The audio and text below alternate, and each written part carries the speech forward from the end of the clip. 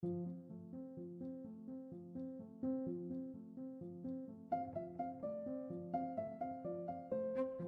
everyone, welcome to That's Peculiar. I'm Nathan. I'm Andra. And Andra has a show today. Yes. And I have a fun fact. Oh, okay. And yeah, I just learned this, and it's stewardess is the longest word that you type with your left hand on a keyboard. So if you like put your hands where they're supposed to go. That's the longest one? Yeah. Well, You do only I don't use know. your left hand for that. Yeah. Well, depending So on according to Google, that's the longest one. Huh. Yeah, like with the only left hand. Yeah. Today we are talking about. Well, today we have a famously insane episode. Oh, famously insane. Yeah, and we get to choose what we think. And if we agree, is she crazy? Or is she just a lady of like the wrong times? Oh. We are talking about Zelda Fitzgerald. Who's that? Oh my god. Zelda Fitzgerald is the writer of The Great Gatsby, F. Scott Fitzgerald. It's his wife. Okay, F. Scott Fitzgerald. I like The Great Gatsby. It's a good book. Okay. Well, I like that. I like the book. No, it's good. I also like The Great Gatsby, but you'll hear why. Okay. Okay. So let's go into it. Zelda Fitzgerald was born, obviously not as Zelda Fitzgerald, but she was born July 24th in 1900, like 1900. That was the year of Happy her birth. Millennium. No, not Millennium. Yeah. Not Millennium. Like new century, yeah. A centennial. Yeah. Yes. I knew what you meant, and I said yes, but yeah, okay. But I was Anyways, wrong. It's fine. She was born in Montgomery, Alabama, Oh, okay. to a wealthy Southern family, and she became locally famous for her beauty and high spirits. As everyone in the 1900s was famous because they were pretty. They actually call her the original flapper. Oh, the original flapper. Like she's known for the OG flapper. Interesting. Anyways, she was the youngest of 6 children. Zelda, I know. And she was spoiled. Of course, she was the baby. Spoiled child. Her mother doted upon her every whim, but her father, who was an Alabama politician, his name's Anthony Dickinson. I looked up how to say it and it didn't feel right. It's Sayre, but the phonetic pronunciation was Sayre. Sayre. It just feels weird. Yeah, Sayre. Sayre. Sayre. Sayre. Sayre. That's what it said, and it just feels it doesn't roll off my tongue as a last name, so it felt weird, but that's how it said how to say it. All right. Apparently, he was a very strict and remote man whom Zelda described as a living fortress. Yeah. So, apparently, very pent up, aggressive. Like he doesn't like to share stuff. Yeah. We don't talk about feelings. Her dad was a state legislator in the post-Reconstruction era, and he authored the landmark 1893 Sayre Act, which disenfranchised Black Alabamans for 70 years and ushered, in the racially segregated Jim Crow period. Yeah. Which, in state, so not great. Yeah. Zelda Zelda's affluent Southern family employed half a dozen domestic servants. Prior to that, they actually had slaves. I was gonna say domestic servant sounds like a slave. This was post having slaves, Okay. but they also So they had paid slaves. then? So did they? Because I don't. this is all a gray area, and like I said, he is the landmark for the 1893 Sayre Act, which Yeah. disenfranchised. Yeah. So I don't know, half a dozen Mm, domestic servants. gives me icky feelings. Yeah, many of them were African American. That doesn't surprise me. This is actually in the article, that's the term they use, so I'm just going with it. Consequently, Zelda was unaccustomed to domestic labor or responsibilities of any kind. As the What? privileged child of wealthy parents, so she didn't know how to do anything. Chores, she didn't have anything. She was For her. privileged and How does a woman like basically, that? How does a woman like that end up writing The Great Gatsby? well, I really like that you said that because a lot of people think she did write The Great Gatsby, but it's actually her husband that she will marry later. Oh. If Scott Fitzgerald wrote it, she marries him, She but married him. Okay. a lot of people actually say that she wrote, and that's like a little spoiler for later. Okay. Okay. So basically, she grew up in a very wealthy family and she had servants, so she didn't have to learn anything. Lifted no finger. Yep, she danced and she took ballet lessons and enjoyed the outdoors. That's what she is known for. Good In for her her. youth, yeah, the family spent summers in Salida, North Carolina, or Saluda. I've heard both. I'm not familiar.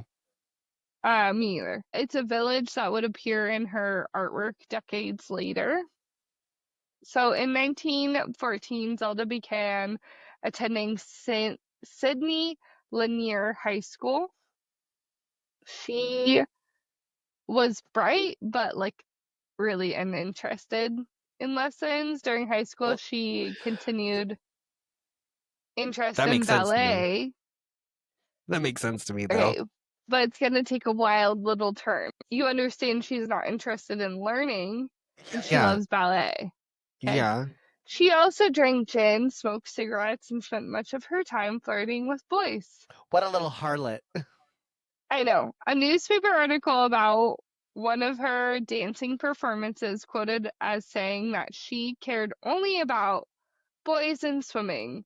And I said, haha, same girl, same. That actually, like, when I read that, I was like, Only yeah. cares about boys and swimming. Huh? Oh, Me too. God. She developed an appetite for attention very early and actively began seeking that out wherever she could, whether by dancing or wearing a tight, flesh colored bathing suit to fuel rumors that she swam nude. Swam naked. My gosh. Stop. It actually, she kind of cracks me up a lot, I gotta be honest. This episode, I almost texted you because I was like, this was a lot of fun. And I was almost like, you're gonna enjoy it. As long as people think I swim naked, I don't care. Yeah, I'm not actually swimming naked, but I look like I am. and that's fine. And she wore like a really tight nude bathing suit just to Oh like keep those my. rumors going. Yeah. My. So, Southern women of the time, as we know, were expected to be delicate and docile. And And she wasn't. Zelda's antics shocked the local community, along with her childhood friend who became a future Hollywood star, Tallulah Bankhead, which I didn't recognize the name and I didn't bother looking her up because it's not about her, but that is her best friend who becomes a future Hollywood star. Good for her. Don't So know who that is in either. I'm glad it's not just me. And like I usually know people, so it's weird. In Tallulah. July 1918, I know, I hate the name Tallulah and Delilah. They could go. Anyway, sorry if your kid's named Delilah. It's beautiful. Zelda Sarah met aspiring novelist F. Scott Fitzgerald at the Montgomery Country Club. At Hmm. the time, Fitzgerald had been freshly rejected by his first love, Chicago socialite and heiress. It's Ginevra. Ginevra? Ginevra? Okay, it's not just me. Okay, Ginevra King. Because I looked it up and it could be Janine? Generva? yeah, No, but it had to be RVA. Generva or Ginevra? Geneva? Ginevra King. Whatever, we're going with Ginevra, okay? Due to his lack of financial prospects, she wasn't interested in him. So heartbroken by yeah, and we now know the Great Gatsby is like what it is now, but at the Yeah, time this hadn't even been written. So yeah. heartbroken by his rejection, Scott had dropped out of Princeton University and volunteered for the United States Army Hmm, amid World War One. that's fun. While awaiting deployment to the Western Front, he was stationed at Camp Sheridan outside Montgomery, which Okay. is where she lives. While waiting, while writing to Just call her Gina. yeah, that's what I want to, and begging her to resume their relationship, a lonely Fitzgerald began courting Montgomery women, including Zelda.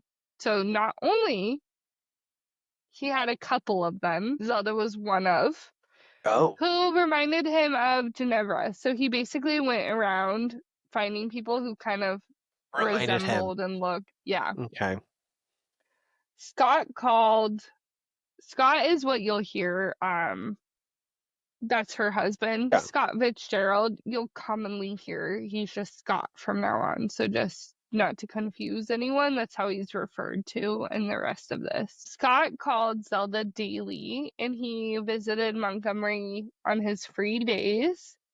He often spoke of his ambition to become a famous novelist, and he sent her a chapter of a book he was writing.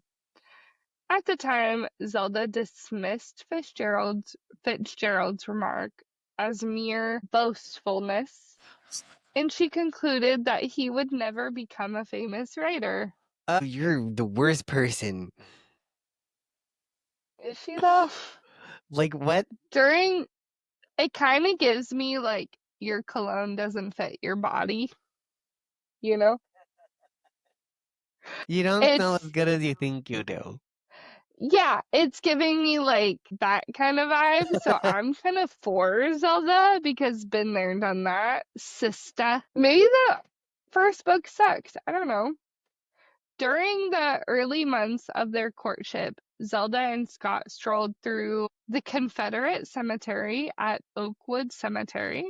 While walking past the headstones, Scott failed to show sufficient reverence, and Zelda informed Scott that he would never understand how she felt about the Confederate dead. I If you think don't. if you think any part of that is wild, just wait. I'm I'm struggling. Like I want This to like Zelda, but I really don't. this is a really fun tell, I'm telling you. I'm just gonna fix my font. Yeah. So basically, she was all into that portion and I'm fixing it. Why is it not so weird? Okay. Anyways, my screen like has it half really small and it's weird. So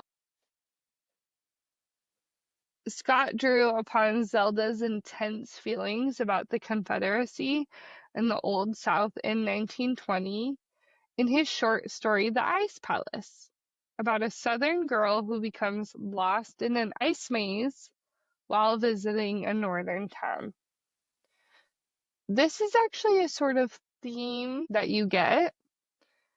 Fitch has taken bits of her letters and things that she feels, and he writes about them, and some speculate that she actually wrote The Great Gatsby, Why would they or at least speculate a that? lot of it. Because of what she's written to him? Yeah, she's a writer herself, and people think that there's kind of a profoundness to The Great Gatsby that they Yeah. don't think that he could have at least done it by himself. Yeah, like he used her and like some of her writings and like kind of used Yeah, it as inspiration, but at the same time was like just I'm taking it. we get into it more later, but he Okay. actually did steal a lot of her writing, and he also did have her like proofread a lot of stuff, so she would like change it and write notes about it. Uh, Okay. so yeah. So anyways, 3 days after Ginevra King married Bill Mitchell, that's his previous romance, Yes. married a man named Bill Mitchell on September 4th. Scott professed his love and his affections for Zelda. Because he could no longer actually have Ginevra. Yeah. In his ledger, Scott wrote that he had fallen in love on September 7th, 1918. His Convenient. love for Zelda increased as time passed, and he wrote to his friend Isabella Amoras, I love her, and that's the beginning and end of everything. You're still a Catholic, but Zelda's the only god I have left now. Thank you. I don't like that. That's cringy. Yeah, You might still be Catholic, but this is the only God I have now. I might kill you before we get married because you're crazy. Ultimately, Zelda fell in love as well.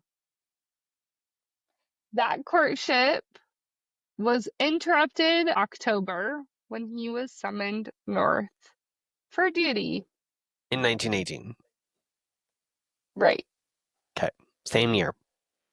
He then returned so he went to a couple of other places, but I skipped that because it wasn't really it's not about him. He returned to the base near Montgomery. Together again, Zelda and Scott now engaged in what he later described as sexual recklessness. Oh, why do And you gotta call it that? because, yeah. And by December 1918, so it was the same year, they had consummated their relationship. Been sexual recklessness. For anyone not watching, Nathan is making the most hilarious O face with his tongue sticking out that just feels It's disgusting. not an O face. It was I'm grossed out. Like, why you gotta call it Yeah, it's sexual like a reckless? no, sorry, I meant like an O, like ew, with your tongue sticking out. Like I was trying to describe it. You said O face. I was like, it was not an O face. It was not thinking The farthest about thing. consummating our relationship, Nathan. Gross. Okay, anyways. Together again. Where am I at on this? We're past sexual recklessness and they consummated their Oh, relationship. trust me, I did not forget the. So initially, Fitzgerald did not intend to marry Zelda, which I thought was very interesting because he professed his love for her. Yeah, he wanted to marry Gina. Ginevra. Yeah, Ginevra. Hmm? Yeah, honestly, I think he never really like got away from that, unfortunately. But Doesn't sound like it. the couple gradually viewed themselves as informally engaged because they're, Having sexy you know, time. and back then having sexy time was like Yeah. Risque. Yeah. Although Zelda declined to marry him until he proved financially successful. Ain't So nobody she's likes you, sleeping with mister. him. Yeah, she's sleeping with him, but she's like, Oh, God. You ain't can too you poor. take care of me? Yeah. On February 14th, 1919, he was discharged from the military. So he was discharged on Valentine's Day. How cute. Mm. And went north to establish himself in New York City. During this time, Zelda mistakenly feared she was pregnant. Mistakenly, in case you were questioning. Is it quote unquote mistakenly? No, I actually think she did think she was pregnant. Mm. But here, let's get into it. Scott mailed her pills to induce an abortion, but Oh, Zelda refused to take them and replied in a letter, I simply can't and won't take those awful pills. I'd rather have a whole family than sacrifice my self-respect. I feel like a damn whore if I even took one. okay. I think the way she viewed it is she'd rather just have a baby than like deal with that herself and like know that she had reckless sex and then just got rid of it. That's how I view that sentence. Yeah, she was very. What's the word I'm looking for? Before her time, quite frankly. Kinda, yeah. It's that, but also she just was very like, I know what I want, kind of a Oh. thing. And it's not you because you're poor, And it's not your pills. and it's not your pills, but it's gonna be your Mark. baby. It might be. No, but mistakenly. Yeah, yeah. March 1920, Scott had sent Zelda his mother's ring because obviously he kind of felt like that was the only option. And they're still not living in the same state. Okay, But the two did become engaged. via mail. Zelda be mail order bride. Perfect. Just that's not what that. I mean, this That's is not what that different. means, That's a but it's joke. but that's kind of what it For anyone, that's not what that means, okay? Kinda, but not really, okay? Zelda became convinced that he could not support her accustomed lifestyle, and she broke off the engagement during the Red Summer of 1919. Ay, ay, ay. You know, Zelda agreed to marry by September 1919, Scott completed his first novel, The Side of Paradise. And editor Maxwell Perkins of Charles Schneibers and Sons accepted the manuscript for publication. Good for him. Scott requested an accelerated release to renew Zelda's faith in him. Zelda agreed to marry Scott once Schneibers published the novel. Just In because you turn, publish something Fitzgerald doesn't mean it's gonna be good. success, yeah. In turn, Fitzgerald promised to bring her to New York with all the incidents and beginnings of a new world. Zelda arrived in New York on March 30th. A few days later, on April 3rd, 1920, she married in a small cemetery at St. Patrick's Cathedral. Why are they getting married in cemeteries? A small ceremony. So okay, you said cemetery, and I was like, why are we getting I married in did. a cemetery?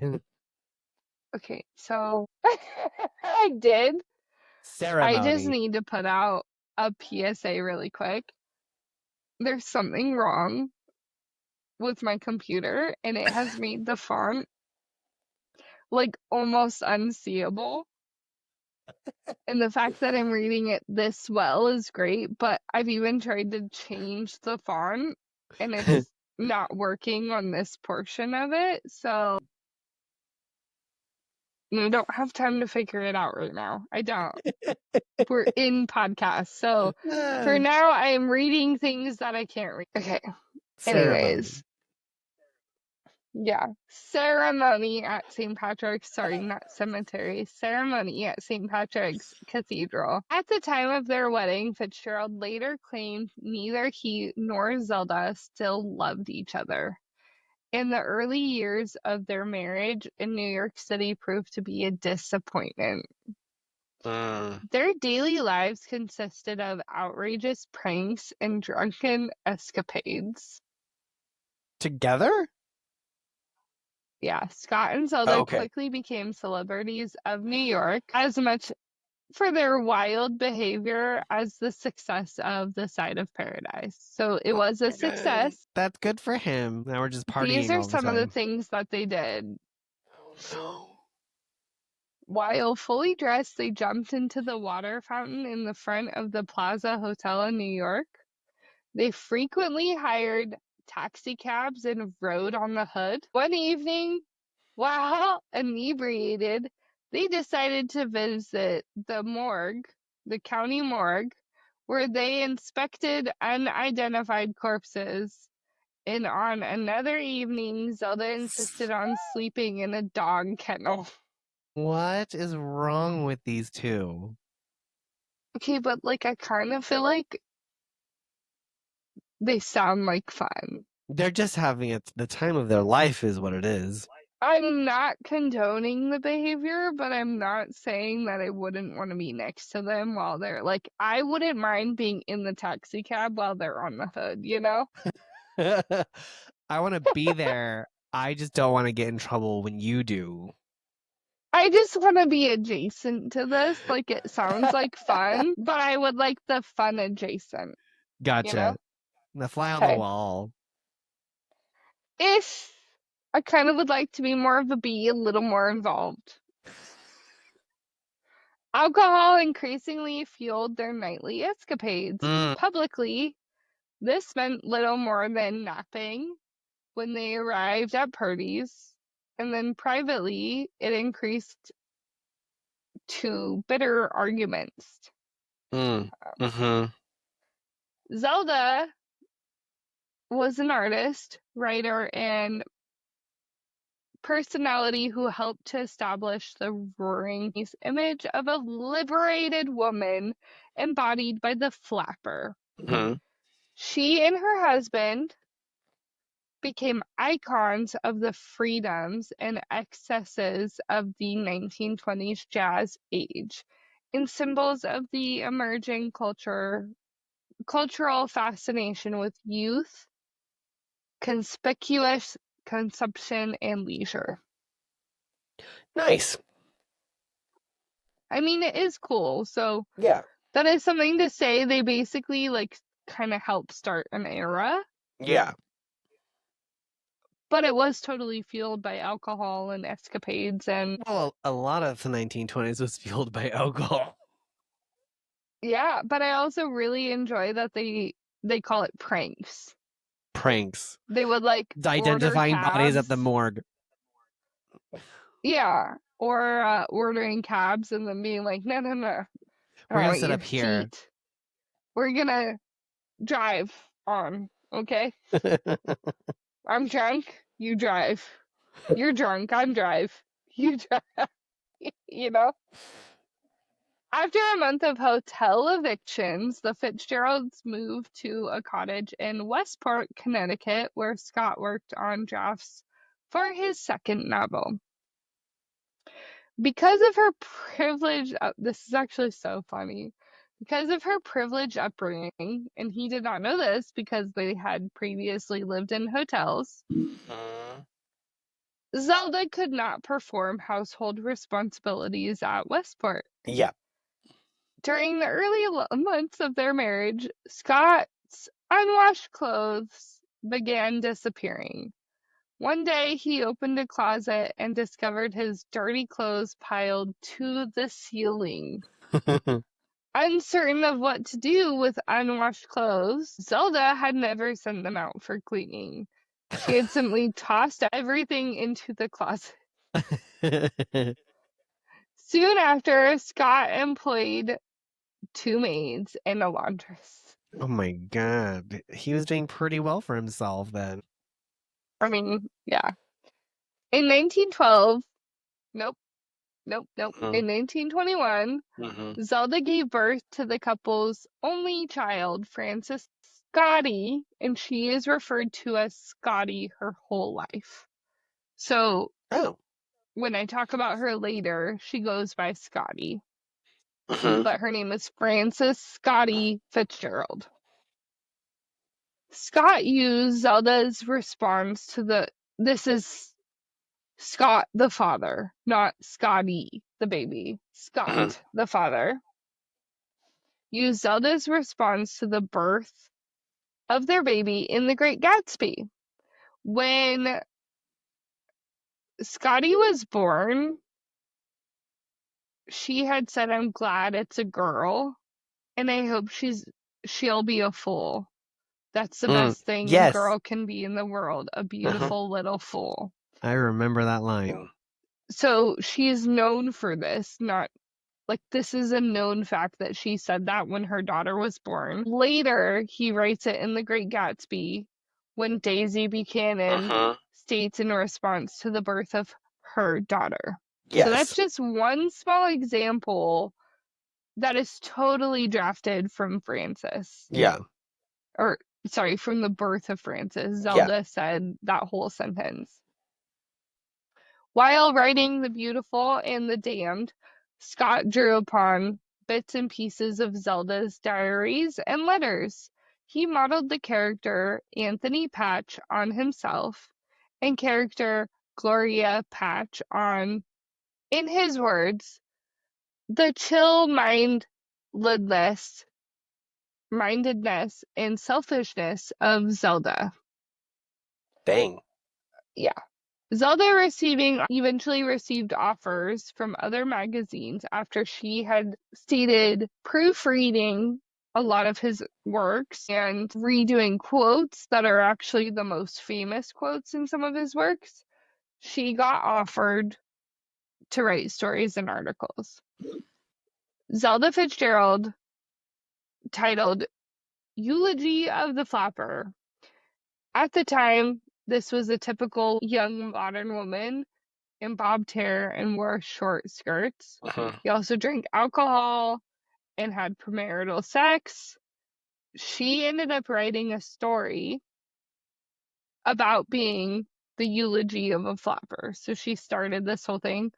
Her publication of that could be why she's sort of labeled the first flapper, but a lot of people also do think she kind of started a lot of trends when she lived in New York and was drinking and Being crazy.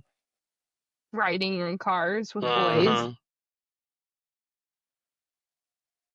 And then, so she got some success with that and she published it.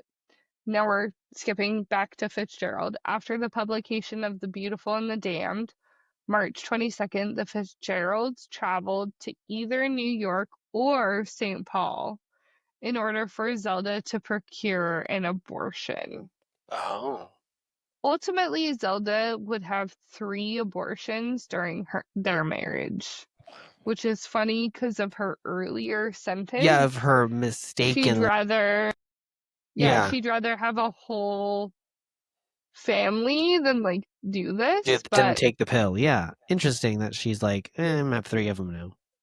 I kind of wonder what did change that for her. But she did have a kid at this point, though. Yeah, she Like, I did. wonder if having Scotty made her have the 3 abortions. Maybe it was hard on her. Mhm. It's not really known. But her sister, Rosalind, later questions whether Zelda's mental health deterioration was due to health side effects of these possible unsafe procedures. Mhm. Keep in mind, he did have money, but abortions were not, they were still very risque Yeah, yeah. during this time. You're still going to a backdoor doctor. During this period, while Scott wrote short stories at home, the New York Police Department actually detained Zelda near the Queensboro Bridge, Queensboro, I think it's Borough, Queensboro Bridge, Mhm. on the suspicion of her being the bob haired bandit. The bob-haired bandit. Infamous spree robber, later identified as Celia Cooney. Hmm. She was just detained at one point because she was a flapper, which Yeah. during this time frame actually of the bob-haired bandit who used to rob a bunch of banks, a lot of flappers, they actually started changing their hair because Of the they were bob. getting associated. Yeah. Yeah. Huh. Following this incident, the couples departed in April 1924 for Paris, France, in hope of living a more frugal existence abroad in Europe. After arriving in Paris, the couple soon relocated to Antibes on the French Riviera. Nope. Whatever. They don't have any nasal noises, and like we're all nasal, so it's like Antibes. That's probably how it's pronounced. You could just say the French Riviera. Yeah, they relocated to the French Riviera while Scott labored on drafts for The Great Gatsby. Oh, he did that while he Zelda was in. became, Okay. yeah, in France. Zelda became infatuated with a French naval aviator, Scandal. Edouard Hosen, is how I would pronounce it. Might be Wazen. The exact details of the supposed romance was contradictory, and Hosen himself claimed that Fitzgerald invented the entire incident. According to conflicting accounts, Zelda spent afternoons swimming on the beach and evenings dancing at the casinos with Hosen or Wazen, one of them. I think it's Hosen. After several weeks, she asked Scott for a divorce. Yeah. Scott purportedly challenged Hosen to a duel and locked Zelda in their villa until he could kill him. Oh my. Before any fatal confrontation could occur, Hosen, who had no intention of marrying Zelda, fled the Riviera, and the Fitzgeralds never saw him again. He was Soon after scared. yeah, well, he actually says this never happened. The actual man says they just wanted to live in drama. So the And hosing guy's like, yeah, never happened. yeah, he's like, this is all made up in their mind and then reported on, like, kind of like Real Housewives, Yeah, you yeah. know. But he could also, it could make him look bad. So Yeah. there's speculation. It could be debunked. It's not debunked. Who knows what's true? It's hearsay. Okay. After that incident occurred, Zelda possibly overdosed on sleeping pills. And then the episode led to a breach of trust, obviously, in their marriage. And Fitzgerald wrote in his notebook, I know something had happened that could not be repaired. So between the two of them, even this fake or possible real occurrence kind of broke something they at least had trust before, even though they were crazy. It felt like they didn't have that anymore. Scott finalized The Great Gatsby in October 1924. The couple attempted to celebrate with the travel to Rome, with like a trip to Rome, but it actually says with travel to Rome and Capri. Both were unhappy and unhealthy. Returning to Paris in April 1925, Zelda met Ernest Hemingway, whose career her husband did much to promote. Though Hemingway and Fitzgerald were introduced to lots of other people, writers like Robert McCammon, Alice B. Tolkien, Scott and Hemingway became close friends, but Zelda instantly hated Hemingway, and he did not like her as well. Although Hemingway admitted to having an erotic dream about Zelda the night they met. Yeah. I don't like you, but I did have a dirty dream about you. Ernest Hemingway is like, some people think of him as like the man. Like, I think he even like learned how to fly planes. He was crazy. Mm. She openly referred to him as homophobic, referred to him with homophobic slurs, and denounced him as a fairy with hair on his chest. Oh, that's funny. Is that Yeah. she considered Hemingway domestic, domineering, macho persona to be merely a posture to conceal his homosexuality. Oh my God. In turn, Hemingway told Scott that Zelda was insane. I love that he is actually just deeply in the closet and it's all an act. Yeah, she was kind of a bitch. I think she just didn't like him and was like, "You're not straight, I don't think, because I don't like you." Hemingway alleged that Zelda sought to destroy her husband and she purportedly taunted Fitzgerald over his penis size. This is a note by Hemingway. Oh my God. After examining it in a public restroom, Hemingway confirmed Fitzgerald's penis size to be average. How do you even? Hey, so I know your wife's been saying that you have a small peepee. Can we go take a look and I can confirm or deny that you have a I small think it's peepee? I think it's more that he was just like in the urinals. We're just gonna. It's Seems normal. average. It's Yeah, normal. seems normal. A more serious rift in the Fitzgerald's marriage occurred when Zelda suspected that Scott was a closeted homosexual himself. And she After alleged, after you've been married this long and have had a kid and 3 abortions. yeah, she alleged that Fitzgerald and Hemingway engaged in homosexual relations. Sorry about my hiccup. Stop it. She crazy. Kinda. In the ensuing months, she frequently belittled Scott with homophobic slurs during their public Oh my excursions. God. Yeah, Fitzgerald's sexuality was a popular subject and debate among his friends, though, So and weird. acquaintance. Well, as a youth, Fitzgerald supposedly had a close friendship with Father Sigourney Fay, a possible gay Catholic priest. This is all supposed, okay? Allegedly. Allegedly, and Fitzgerald later used his last name for the idealized romantic character of Daisy Faye Buchanan. After college, Fitzgerald cross-dressed allegedly, during outings in Minnesota and flirted with men at social events. While staying in Paris, rumors dogged, I don't know, Fitzgerald among the American expatriate for community that he was gay. This is messy. It doesn't really matter.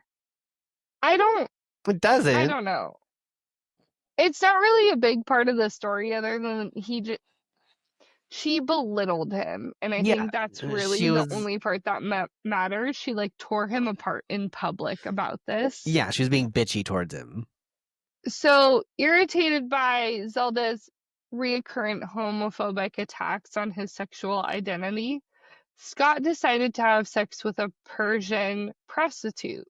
Oh. Zelda found condoms that he had purchased before any sexual encounter occurred, and a bitter quarrel ensued, resulting in jealousy. Soon after, a jealous Zelda threw herself down a flight of marble stairs because Fitzgerald supposedly ignored her. What is her deal? Well, Bless you. sorry.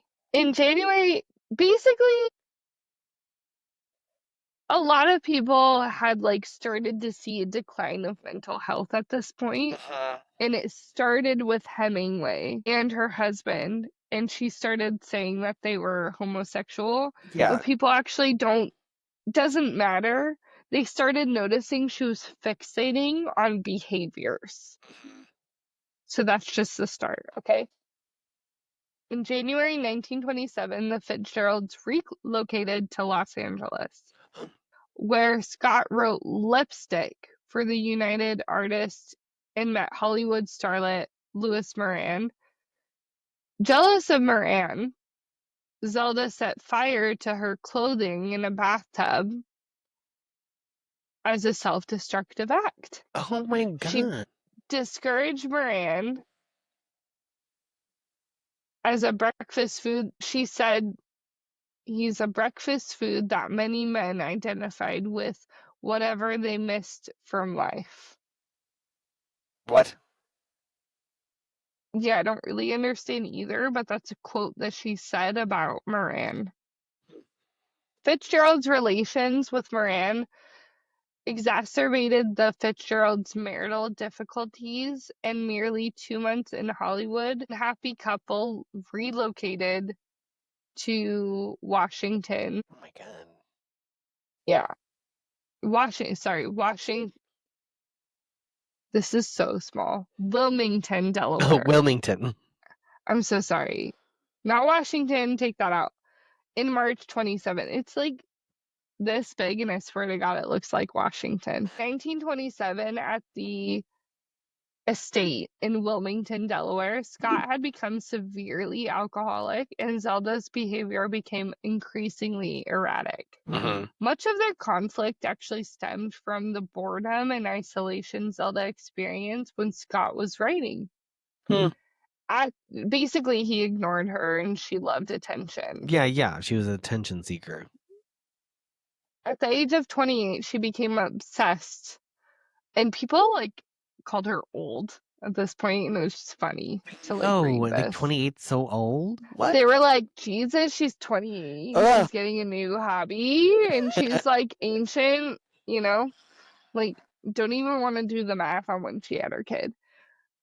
She became obsessed with the Russian ballet, and she decided to embark upon a career as a prima ballerina. Her friend Gerald Murphy counseled against her ambition and remarked that there are limits to what women of Zelda's age can do. To be And it was, fair, as a I mean, ballerina, 28 can be old. well, she said it was too late. Her friend did. Scott Fitzgerald actually still paid for Zelda to begin practicing under Catherine Littlefield, the director of the Philadelphia Opera Ballet. After the Fitzgeralds returned to Europe in summer of 1928, Scott paid for Zelda to study under Russian ballerina in Paris. A Russian ballerina in Paris, because, I don't want to say that name. yeah, it's like Lubov, but it reminds me of like Lubomina, which is a, doesn't matter. It's a Serbian name, I think, maybe a Bulgarian. In September 1929, San Carlo Opera Ballet Company in Naples invited her to join their ballet. In preparation, Zelda undertook a grueling daily practice of up to 8 hours a day, and she pushed her body in strenuous efforts to improve. According to Zelda's daughter, although Scott greatly appreciated and encouraged his wife and her unusual talents, he became alarmed when her dancing became a 24-hour preoccupation, which was destroying her mental and physical health. She seems like she's got some mania. She's hyper fixating on these things. So this is also according to her daughter. Her daughter is the one that said that. One evening, Scott returned home to find an exhausted Zelda seated on the floor, an entrance in a pile of sand. When he asked her what she was doing, she could not speak. He summoned a French physician who examined Zelda and informed him, "Your wife is mad."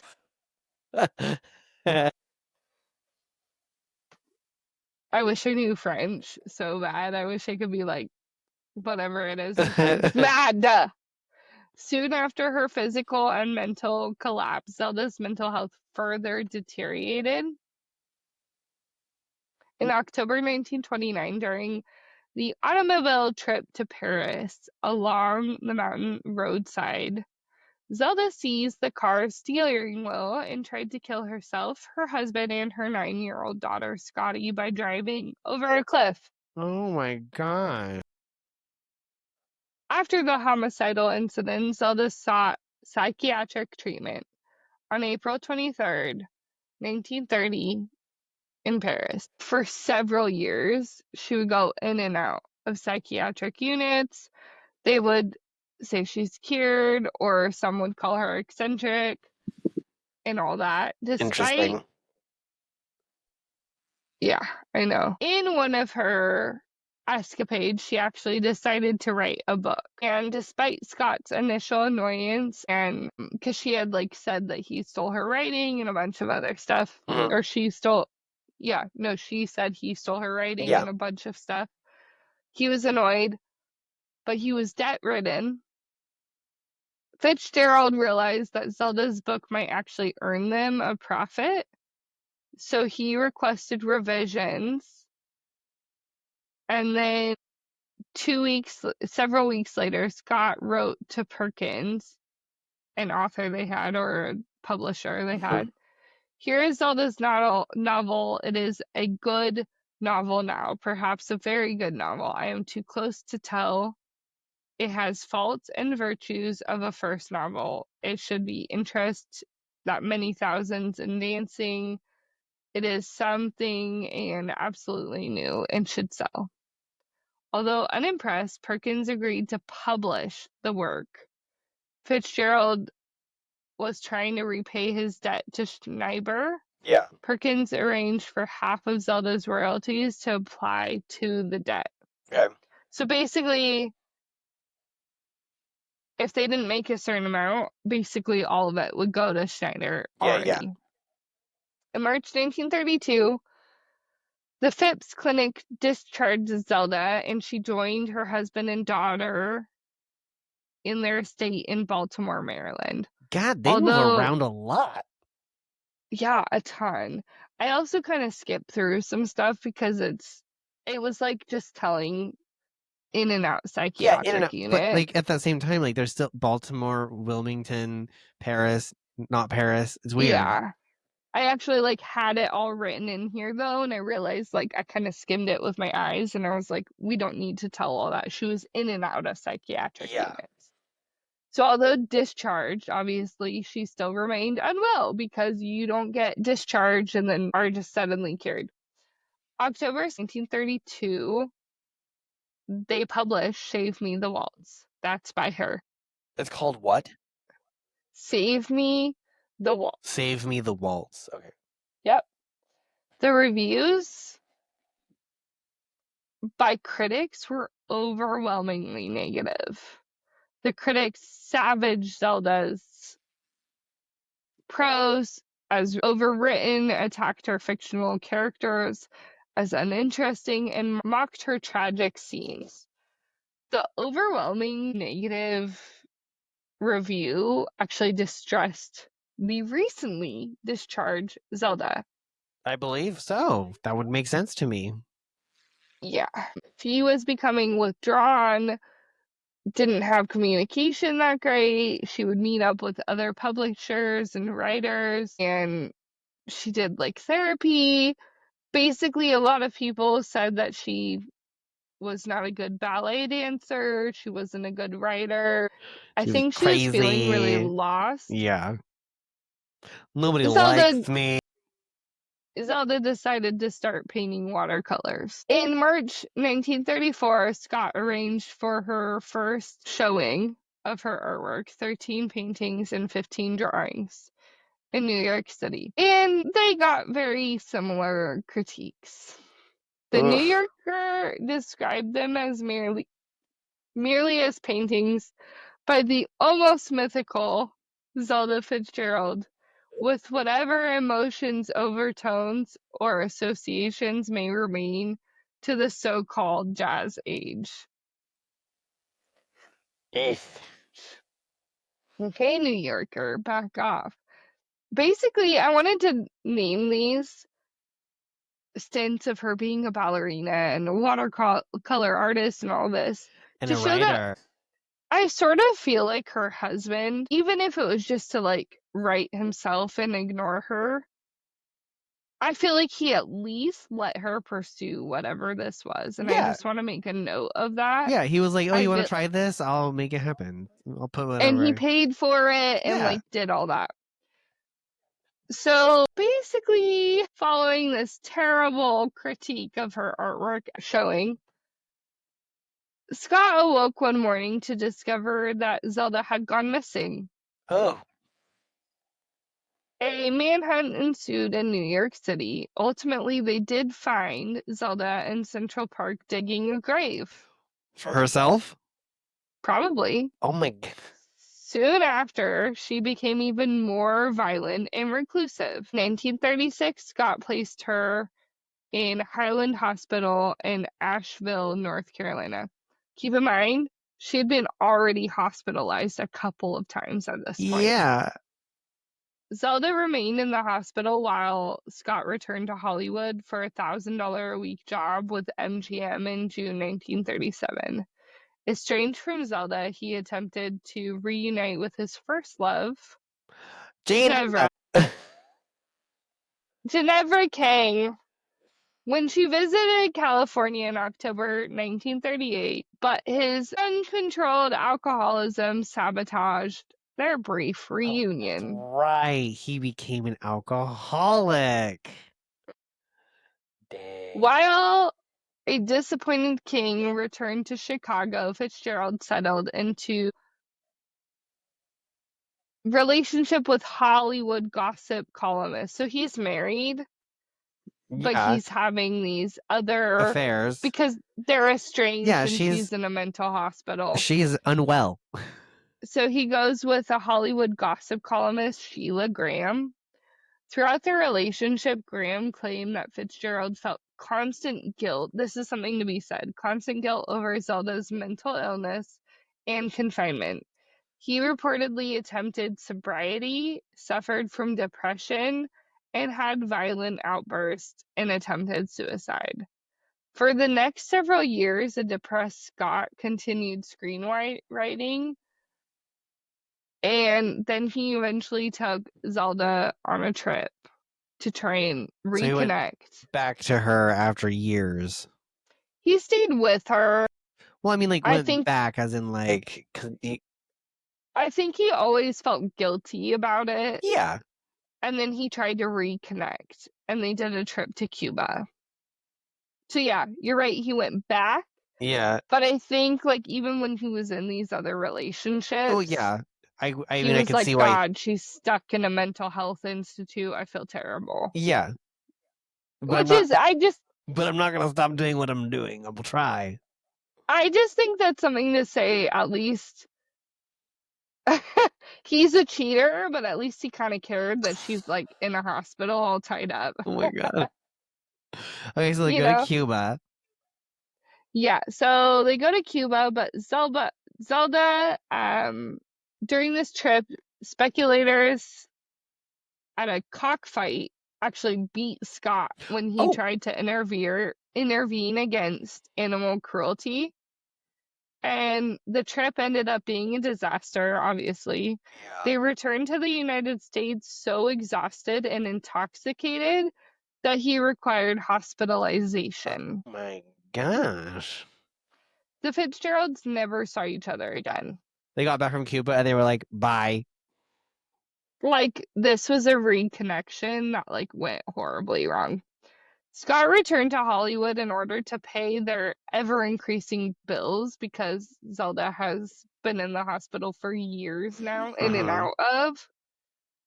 She was nearly 40 now. Her friends were long gone because she's just ancient at 40. So ancient. And the Fitzgeralds no longer had much money.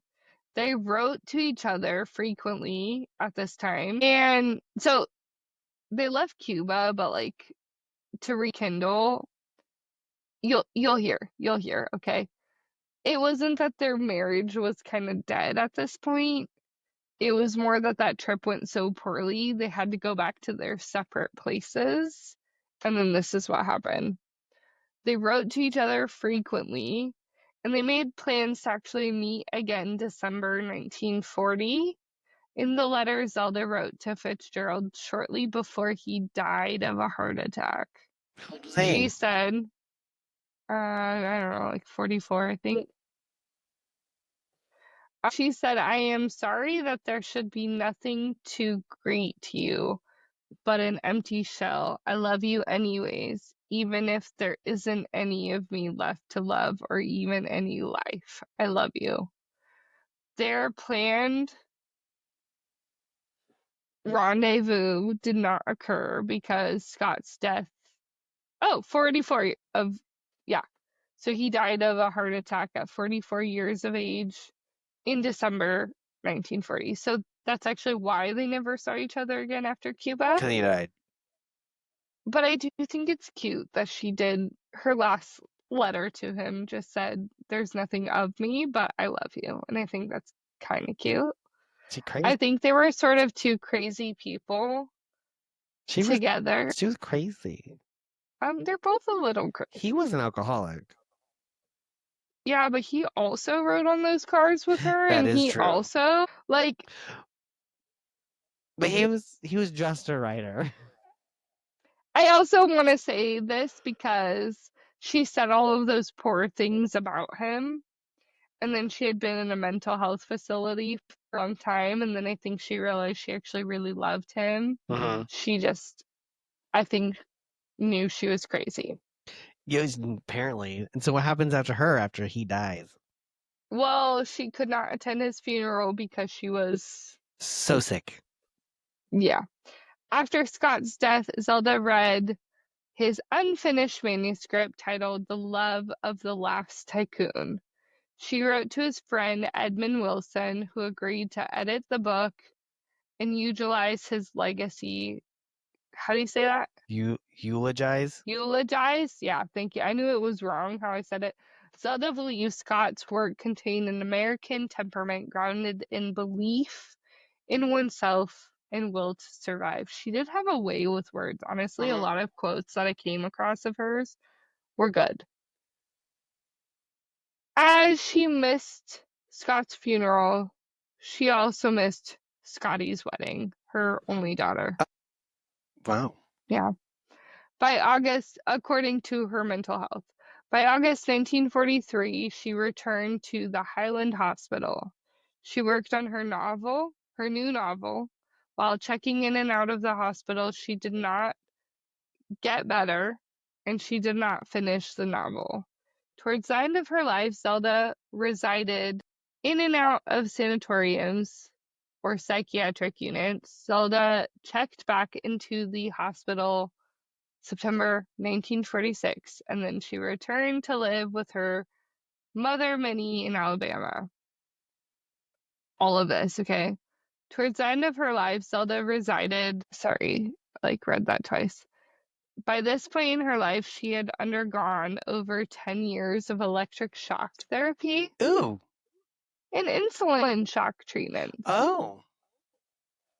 Consequently, she now suffered from severe loss of memory and personality due to shock therapy. So she was kind of like a shell of herself. On the night of March 10th, 1948, a fire broke out in the hospital kitchen. Zelda had been sedated and locked in a room on the 5th floor, possibly awaiting shock therapy. The fire moved through the dumbwaiter shaft, spreading onto every floor. The fire escapes, because this is 1948 and there are a bunch of dummies. The fire escapes were wooden. What? And they caught fire as well. Why would you make a fire escape that was wooden?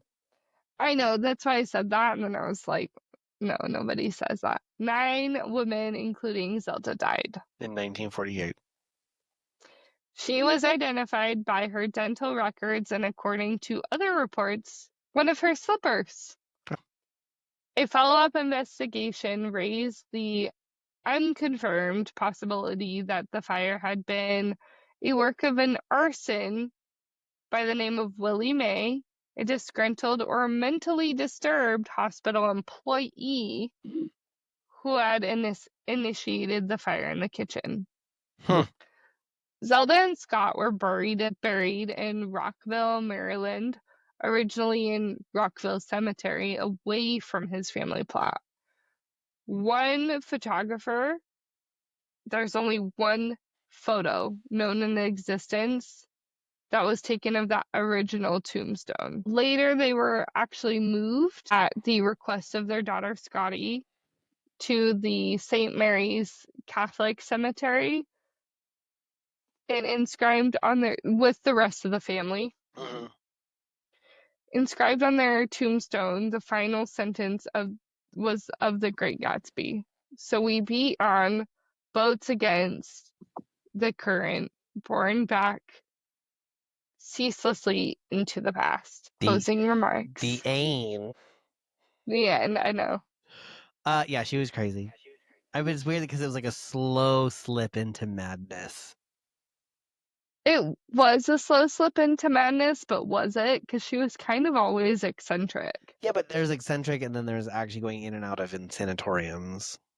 Do you think, though, that if they had stayed in New York and, like, her attention was constantly on, do you think she... No, because her mental state would still deteriorate regardless of who's giving her attention. I don't think so. So yeah, she's crazy. She's crazy. Later people actually speculate she was bipolar. Yeah, it sounds like she might be. I mean, she threw herself down the stairs. Yeah, I mean, she was kind of manic bipolar for, some of that stuff, but yeah, I mean, marble stairs. Like,